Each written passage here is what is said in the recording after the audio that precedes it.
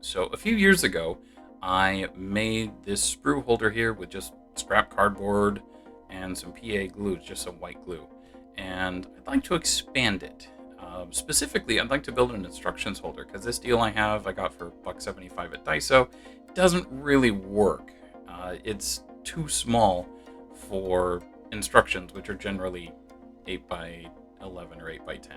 So drew up some plans here, cut up a shipping box, and all this takes is 6 pieces of cardboard. You could divide the instruction holder up into 3 pieces if you want, but really it was easier for me just to keep it as one.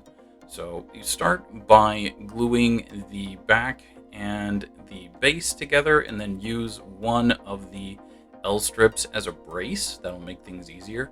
And as you can see in the picture, I used white glue, just regular old Elmer's. But if you have hot glue, that will probably make this easier. Then what I did is I scored and folded the instruction holder, and then glued that to the back and the base. And then once that was dry, I glued in a second L strip on the left side of the instruction holder, and then used part of the instruction holder to glue the L strip to make it a bit more secure. And then I added the last L strip in the middle.